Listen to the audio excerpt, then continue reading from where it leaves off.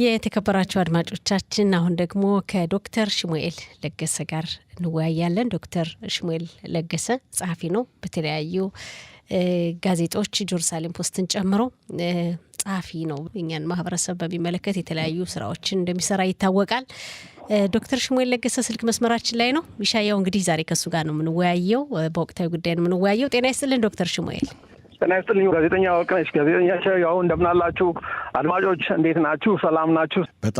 በጣም ግሩም። አዎ በባልደረባይ ወርቅነሽ እንዳስተዋወቅሽው ያለው እንግዲህ ዶክተር ሽሙኤል ለገሰ አዎ በጀሩሳሌም ፖስት ጋዜጣና በተለያዩ ዘጋቢ ጸሐፊ እንደሆን አንዳንዴም በሚደርሰን በማህበራዊ ሚዲያ በዘገባዎችን አልፎ አልፎ እንቃኛለን እንደ ጋዜጠኞችና መጠነ ሰፊ የሆነ ዘገባዎችም እንደምታቀርብ ነው ለአንባቢዎቹና አሁን በካንተ ጋር በምናካሄደው ቃለ ምልልስ በዋናነት እንግዲህ ወርቅነሽ እስቲ አስተዋወቂው። በዋናነት ያው የኛን ማህበረሰብ በሚመለከት ነው። አንዳንዴ ደግሞ በሚጽፋቸው ጽሁፎችም የኛን ማህበረሰብ ስለሚያነሳ እዛ ላይ የምናየውን ሀሳብ እናነሳለን። የኢትዮጵያ ይሁዳውያን እስራኤልን በማስተዋወቁ ረገድ በቂ ስራ እየሰሩ አይደለም እና በቂ ስራ መሰራት አለበት። በዛው ደግሞ እኛ እንግዲህ እስራኤል ሀገራችን ናት፣ ይሁዲነት ማንነታችን ነው። እስራኤልን ስናስተዋወቅ ዓለም አቀፉ ማህበረሰብም ኢትዮጵያ ቤተ እስራኤሎችን የኢትዮጵያ ይሁዶችን የበለጠ ያውቃል የሚል ሀሳብ አንስቶ ጽፏል በጀሩሳሌም ፖስት ላይ እና እንደው በዚህ ዙሪያ ነው የኛ ማህበረሰብ እንዴት ነው እስራኤልን በበቂ ሁኔታ ማስተዋወቅ የሚችለው? ምን ማደረግ አለበት? በዚህ ዙሪያ ነው እንደው ልናነጋግር የምንፈልገው ዛሬ ዶክተር ሽሙኤል። በዓለም አቀፍ ደረጃ እስራኤልን በማስተዋወቁ ረገድ በቂ አይደለም ወይ? በቂ እንዲሆንስ ምን መደረግ አለበት? እኔ በበኩሌ ይኸውልሽ ይህ ስራ በደንብ አልተሰራበትም፣ በፍጹም አልተሰራበትም። ምክንያቱም እኛ ኢትዮጵያውያን አሁን ለምሳሌ በዓለም ላይ ይሄ የአንቲሴሚዮት ወይም ደግሞ ይሄ ይሁዲ ጠል ነገር በጣም ጨምሮ ታያለሽ። ከመጨመሩም በላይ በአሁኑ ሰዓት እስራኤልን ምን ብለው እንደሚጠሯት ታውቂያለሽ? በጣም የሚያሳዝነው ነገር እስራኤልን የሚጠሯት ኢሮፒያን ኮሎናይዜሽን ፕሮጀክት የሚባል ነገር አለ። የአውሮፓውያን የነጭ አውሮፓውያን የቅኝ ግዛት ፕሮጀክት ማለት እንግዲህ መሳሪያ ማለት ነው። ገባሽ? በሚድል ኢስት ላይ እና እንደዛ ተብላ ነው እስራኤል የምትጠራው።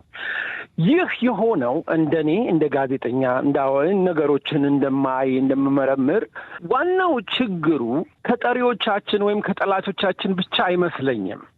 እኛ ራሳችን እስራኤልም ኦረ ይሁዲው ዓለም አቀፍ ይሁዲው ኦረ እስራኤልም ለዓለም ይሁዲነትንም እስራኤልነትንም ስናስተዋውቅ ስንሞግት ኢትዮጵያዊ ይሁዲን ወይም አፍሪካ ይሁዲን በሚገባ ተካቶ ወይም እንዲሁ ትንሽ በዚህ የውጭ ጉዳይ ሚኒስቴሮች ቀላል ስራዎችን በመስራት ሳይሆን በከፍተኛ የዲፕሎማቲክ እና ወይም ደግሞ የአገር መንግስት ተጠሪነት አገርን እና ህዝብን ይሁዲን እና እስራኤልን በሚወክል ደረጃ ስላልታየ ምንጊዜም የዓለም ህዝብ ወይም የዓለም መንግስታት ሁሉ ጊዜ የእስራኤልን ተወካዮች የሚያዩት እንደ አውሮፓውያን ነው። ገባሽ? ስለዚህ አውሮፓውያንን ብቻ ነው እስራኤል ያሳየችው እስካሁን። በዚህ የተነሳ የዓለም ህዝብ እኛ አያውቅም። እኛ ጥቁር ኢትዮጵያዊ፣ አፍሪካዊ፣ እስራኤላዊ ወይም አይሁዳዊ መኖራችንን ራሱ ቢያውቅም ተሰውሮበታል። ስለዚህ ይህንን መሆን አለበት። ይህ ካልሆነ እውነቱ ወይም የይሁዲነት ታሪክ በስነ ስርዓት አልተነገረም እያልኩ ነው መሟገት ያለው። ምክንያቱም ይሁዲ ካላችሁ ይህንን ካልጨመራችሁ ምንም ስለ ዕብራይስጥ ቋንቋም አውሩ፣ ስለ መጽሐፍ ቅዱስ ብሉይ ኪዳን ታሪክም አውሩ፣ የትኛውንም ቋንቋ ነገር ግን ኢትዮጵያ ይሁዲን በይሁዲ ታሪክ ውስጥ ካልጨመራችሁ ይህ ተገቢ አይደለም ብዬ እንደውም በጋዜጣ ላይ ጽፌዋለሁ። በኢቶሪካ በሚባለው በቴዲ አፍሮ ሙዚቃ ላይ በተመስርቼ ይሄ ነገር ኢትዮጵያውያንን ጨምሮ ይህ ይሁዲነትን ማብሰር አለብን ብዬ እንደውም አንድ ምሳሌ ያነሳሁት ምንድነው መሰለሽ የዓለም አንቲሰማይት ኮምባክት ዩኒት የሚባል ነገር አለ። የዓለም የጸረ ይሁዲያነት የማጥፊያ ዘመቻ ዓለም አቀፍ ይሁዲ የተከተቱበት ትልቅ ውቅር አለ። አሁን እሱ ውስጥ እኔ አንዳንድ ሰዎችን አውቃለሁ እና እንደውም አጋጣሚ ሆኖ ሰዎቹንም መሪዎቹንም አናግሬያለሁ እና እዛ ውስጥ የኢትዮጵያ ይሁዲ አልተካተተም እንደ መልእክተኛ ወይም እንደ ወኪል።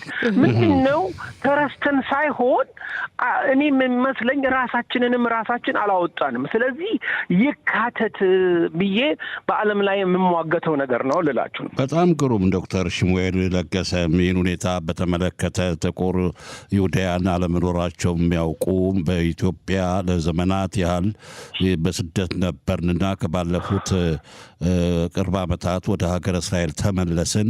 በኢትዮጵያ ምድርም ቤተ እስራኤላውያን የኦሪት ሃይማኖት ተከታይ ስለመኖራቸው ማውቁ አሉ ያለ በሌሎች በምዕራባውያን ሀገራትም አዎ ጥቁር ይሁዲ የሚባል የለም ብለው የሚያስቡ ሊሆን ይችላል።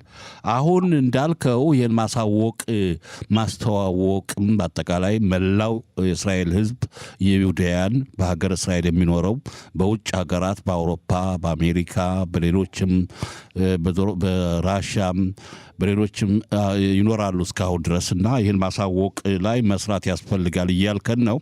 አሁን የጠቀስከው ቃል አለ ቶሬካ የሚለው ቃል ቶሪካ የታወቀው አንጋፋ ሙዚቀኛው ቴዲ አፍሮም ቶሪካ የሚል ሙዚቃም ያሰማል። ምንድነው ቶሪካ?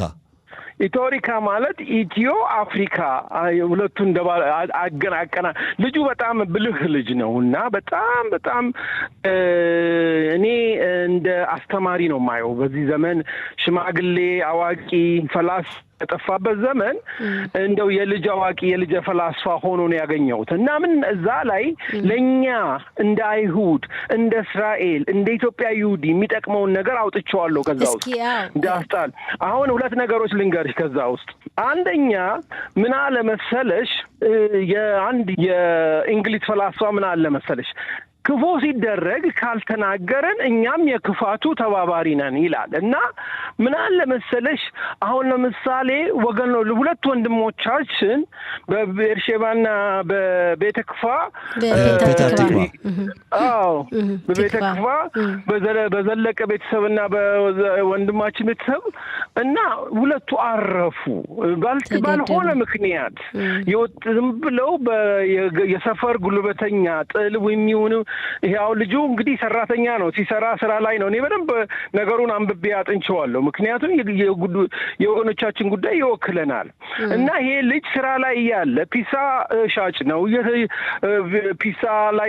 ፒሳ ሬስቶራንቱ ሲሰራ የሚረብሹን ልጆች እባካችሁ አትረብሹ፣ እንደዚህ አታርጉ ሲል ደበደቡና ገደሉት።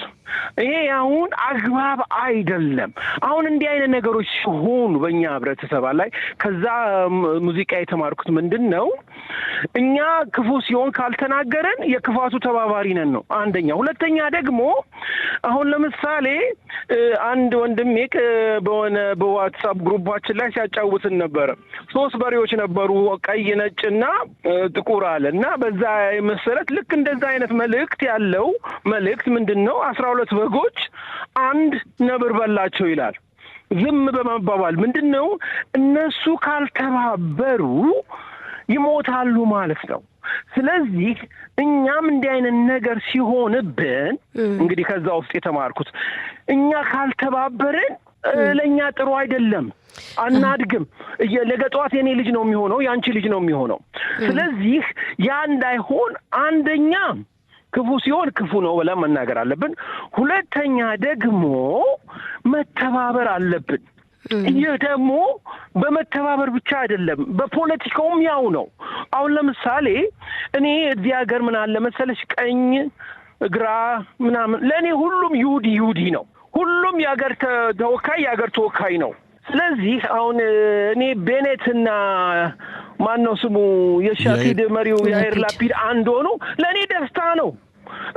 ቢቢና እንደገና ደግሞ ቤኔት አንድ ቢሆኑ ለኔም ደስታ ነው። ሁለቱም ወንድሞቼ ናቸው ሁለቱ። ስለዚህ አንድነትን እንስበክ እና አንድነት ኃይል ነው ለማለት ነው። እዚህ ጋር ዶክተር ሽሙኤል ኢቶሪካ የሚለው የቴዲ አፍሮ አልበም እንደ ምሳሌ እዛ ውስጥ የተነገሩ ነገሮችን ይጠቅማል ብለህ ያሰብከውን ወሰድክ እንጂ ከአሁን ከምንነጋገርበት ርዕስ ጋር ከእስራኤል ፖለቲካና ከኢትዮጵያ ቤተ እስራኤላውያን ጋር የሚያገናኘው ነገር የለም። ለአድማጮች ምናልባት ይህን ግልጽ ለማድረግ ነው። አዎ እኔ የተማርኩበትን አውጥቼ ነው የጻፍኩት እንጂ የሚያገናኘው አገናኝቼም አይደለም የጻፍኩት። እኔ የጻፍኩት ምንድነው የተማርኩትን እኔ እንግዲህ ሁላችንም የዓለም ተማሪዎች ነን። ሁሉ ነገር ህይወት ታስተምረናለች። መንገድ ያስተምረናል፣ ሰው ያስተምረናል፣ ጋዜጣ ያስተምረናል፣ ሙዚቃ ያስተምረናል፣ መጽሐፍ ቅዱስ ኦሪት ያስተምረናል። ከምንማረው ነገር ውስጥ ሁሉ ያወጣን ሌሎችን እናስተምራለን። እንደ ጋዜጠኛ፣ እንደ ጸሐፊ፣ እንደ አስተማሪም ደግሞ እኔ ያንን ማድረጌ ነው። ከዚህ ውስጥ የተማርኩትን በተለይ በወቅቱ ሁኔታ አንደኛ ወንድሞቻችን እንደዚህ በሞታቸው መጥፎ ነገር ሲሆን ዝም ማለት እንደሌለብን፣ መተባበር፣ መወያየትና መፍትሄ አንድና መፈለግ እንዳለብን፣ ሁለተኛ ደግሞ አሁን ራሱ እንደዚህ ዝም ካለን እንደ በጎቹ ራሳችን ላይ ስለሚደርስ ዝም ማለት የለብንም። እንደገና ደግሞ የፖለቲካው ምርጫው ጊዜ እየመጣብን ስለሆነ ከመከፋፈል ይልቅ አሁን በአንድ ፓርቲ ውስጥ ሆነው የሚደባደቡ አጋጥመውኛል፣ አይቻለሁ፣ ማቃቸው ወንድሞቼ እህቶቼ። እና ይህ ያሳዝናል። እንዲህ መሆን የለበትም ለማለት ነው። ወገኖች እርስ በርስ ለመማማር ነው። አንድም ከማንም በልጦ እኔ ከማንም በልጬ አይደለም። እኔ ተማሪ ነኝ። ዶክተር ስሜ ቢሆን ስራ አስተማሪ ቢሆን ዛፊና ጋዜጠኛ ቢሆን እኔ ተማሪ ነኝ። ይቺ ምድር ውስጥ እስካለው ድረስ ተማሪ ነኝ። እስከሞት ድረስ ተማሪ ነኝ። እና የተማርኩትን ነው ያሰፈርኩት እንጂ ከምንም ጋር የተገናኘ አይደለም። ዶክተር አሁን ቅድም አንድ ፈላስፋ ጠቀስከው ነገር እንግዲህ ዝም ማለት እኮ ከወንጀሉ ተባባሪ አንድ ነገር እየተጠቃ እየተወገደ እየተገደለ ዝም ካለ ልክ እንደ ወንጀለኛ ነው የሚታየው እና ዝም ማለት እንደሌለብን ብለሃልና ከዚህ ጋር ተከትሎ እንግዲህ በዚህ ባለፈው ሳምንት በነጻነቱ ቀን ዋዜማ ላይ በፔታ ትቅባ ከተማ ይወጣቱ ይመኑ ቢንያምን ዘለቀ በግፍ ያላነሱ ታዳጊ ወጣቶች ናቸው ተረባርበው የገደሉት። አሁን ይህን ተከትሎ ደግሞ እጅግ በጣም ያሳዝናል ሁላችንም። አሁን የከተማ ነዋሪዎቹ በብዙ ሺህ የሚቆጠሩ ሰዎች ይህንን በመቃወም በከተማ ነዋሪዎቹም ሳይቀር እንቅስቃሴው ይሄ የሚያሳይ ነገር ነው፣ በዚህ በቃ የሚባል ነገር አይደለም ብሏልና ማንነታችን ለማስታወቅ እስኪ በዚህ ላይ የተነሳነበት ርዕሰ ጉዳይ ጥቁር ይሁዲዎች፣ ጠያይም ይሁዲዎች ስለመኖራቸው የዓለም ሕዝብ አያውቅም ብለህናልና ይህንን ስንፈታችን ለመታወቅ ምን እናድርግ? ምን ትመክረናለህ ዶክተር? እንግዲህ አሁን ጥቂት ነገሮች እናገራለሁ። አንደኛ መደራጀት አለብን። አሁን እንዴት እንደራጅ? በየትኛው በአሙታ ነው የምንደራጀው? ኖ መንግስት ያዘጋጀው ራሱ የተስተካከለ የፖለቲካ ፓርቲ አለ እና በአቅማችን ሄድን ድምጻችንን ሰጥተን ተደራጅተን መብታችንን ማስከበር አለብን። የመንግስቱ አካል ውሳኔ ይሄ ፖለቲካ እነዚህ ድርጅቶች ምንድናቸው? የውሳኔው የመንግስት ውሳኔ ሰጪዎች ናቸው። እነዚህ የመንግስት ውሳኔ ሰጪ በሆኑት ድርጅቶች ውስጥ መሰባሰብ አለብን። ተሰባስበን ይህንን አሁን እኔ ሽማግሌ ነኝ፣ እኔ እንዲህ ነኝ፣ እኔ ሴት ነኝ፣ እኔ አሮጊት ነኝ፣ እኔ ደካማ ነኝ፣ እኔ ነው አይሰራም። እድሜ 18 ከሞላ እስካልሞትክ ድረስ እስከ 80-90 ዓመት ብትሆን መብት አለ። ይህ የመብት አገር ነው። በመብት ተጠቅመ ባለው ነገር ተደራጅተ ገብተ መብትን አሁን ደግሞ ይሄንን ለማድረግ ደግሞ እንዴት እናርግ ምን እናርግ ይወለ እኔ እንግዲህ የምንም ፖለቲካ ሰባኪ አይደለሁም በዚህ ውስጥ ለየት ያለ ሐሳብ ዶክተር እኔ ካንተ ሐሳብ እኔ ለየት ያለ ሐሳብ አለኝ። እኔ አዎ መንግስታዊ ፓርቲ መንግስታዊ ድርጅት ማቋቋም በጣም ጥሩ ነው ግን እዚህ ላይ መንግስት በህዝብ የተመረጠው መንግስታዊ ፓርቲ አካል ሆኖ ሳለ ከመንግስት ውጭ ሆነ ድርጅት የሚገፋፋው ጫና የሚያደርግበት አሙታ ድርጅት ከተቋቋመ መንግስት ወንበር ላይ ተቀምጦ እንዳይሰራ የማይሰራ ከሆነ መንግስት ውጭ ሆነ ድርጅት በጣም ማቋቋም አስፈላጊ ይመስለኛል በጣም ይወልል ኢሳያው አንተ መቼስ አዋቂ ነህ ካንተ ብዙ ማራለሁ እውነት ነው የተናገርከው በአንተ ሐሳብ በጣም እስማማለሁ ግን በኔ ደረጃ አንተ እንዳልከው ተምሬ ካንተ በኔ ደረጃ ነገሩን ስወስደው ይወል የመጀመሪያው ደረጃ ተሰባስቦ ፖለቲካ እንደዛ ሲሆን ሁለተኛው ደረጃ ደግሞ ይሄ ኃላፊነት የወሰደውን መንግስት ኃላፊነቱን እንደተወጣ መጠየቂያ ሐሙታ ያስፈልጋል ልክ ነህ ግን መጀመሪያ ህዝቡ ተደራጅቶ እዛ ጋር ይገባና እዛ የወሳኝ ክፍሉ አካል ይሆናል ገባ ከዛ በኋላ እንደገና ታች ደግሞ ባላንስ ቼክ የሚባል አለ ባላንስ ቼክ ምን ነው ነገሮችን ቼክ የሚያደርግ ወይም ደግሞ ቦዴክ የሚያደርግ የሚገነግን ቼክ ኤንድ ባላንስ የሚባል በአሜሪካን ፖለቲካ ቼክ ኤንድ ባላንስ ማለት ነው እንደዚህ እንዳልከው እነዚህ ሐሙቶች ቼክ ባላንስ ያደርጋሉ ማለት ነው እኛ ከተሳተፈን በኋላ እዛ መሪዎቻችን ካስገባን እነሱንም አካውንታብል ለማድረግ ወይም ደግሞ የሥራቸውን በኃላፊነት መወጣታቸውን ለመጠየቅ ምን ማድረግ አለብን መሰላችሁ እነዚህ ሐሙቶች እነዚህ ተደራጁ ህብረተሰቦች ነገሮችን ቼክ ያያረጉ ለህብረተሰብ ያንን እንትን ይገመግሙታል ማለት ነው በገባው ቃል በወሰደው ኃላፊነት ላይ እንደሰራና እንዳልሰራ ስለዚህ ኢሳያው ካንተ ጋር 200% ተስማማለሁ ስላችሁ ሁላችንን ቅዱስ አምላክ ቅዱስ ምድር ኢየሩሳሌምን ቅዱስ አምላክ የእስራኤል ቅዱስን ብለን የመጣ ነው ስለዚህ በእስራኤል በይሁዲ እኛ ኢትዮጵያውያኖች በፍቅር ግራና ቀኝ አናምንም ምናምነው እስራኤል ጽዮን ነው ስለዚህ ይህ ግራና ቀኝ ሳይከፋፍላችሁ ወገኖች በአንድ ኃይል ባለው ነገር ተመስርታችሁ ባለው ራሱ ላይ ድምጻችሁን መስጠት ወይም ደግሞ ቀኝነታችሁንም ግራ ማሳየት ይቻላል ለማለት ነው ይሄ እንግዲህ ያው ሰው በመረጠው ነው ባመነበት ጥሩ ነው ብዙ አሙታሉ አሁን እንግዲህ እንዳናራዝመው እንጂ እንደው ሐሳቡን አሙታውን ድርጅቶች አሉ ኢትዮጵያ ይሁዳውያን ኢትዮጵያ ቤተ እስራኤል እንዳቅሙ በዋትስአፕም ቢሆን ግሩፕ በመፍጠር ብዙ የሚያቋቁሙ አሉ ይመስለኛል አሁን ያሙታ የማቋቋም ችግር ሳይሆን ለኛ ደና ጠንከር ያለ አክቲቪስት ስራ የሚሰራ እንደዚህ ሁሉ የተለያዩ ጥቃቅንም ሆነ አንጋፋ አሙታዎችን ድርጅቶችን አንድ አድርጎ ጠቅልሎ ጠንከር ያለ ድርጅት ማድረግ የሚችል ሰው ላይ ትኩረት ቢደረግ እንዳልከው መልካም ነው እንደዛ ነው የሚመስለኝ ምክንያቱም በጣም ብዙ ማሙት አለ አሁንም እኔ ህብረተሰባችንን በጣም ግፊ ማድረገው በፍቅር እንደ ተማሪ እንደገና ደግሞ መሪዎቻችንንም ሁላችንንም ግፊ ማድረገው ይህን ነገር አሁን ጦርነት የለም ህዝብና መንገድ ተከፍቷል ስለዚህ እንደው በዚህ ጉዳይ ላይ አርፈን መቀመጥ ያለብን አይመስለኝም መቼስ ተነጋግረን ተሰባስበን አፍጋናም ሆነ የሆነ ነገር ወጥተን ለእስራኤል ህዝብና መንግስት የደረሰውን በደል አሳውቀን ፍቅርና መብት መጠየቅ መቻል አለብን ባይ ነኝ እና መቆም እዚህ ጋር መቆም የለብንም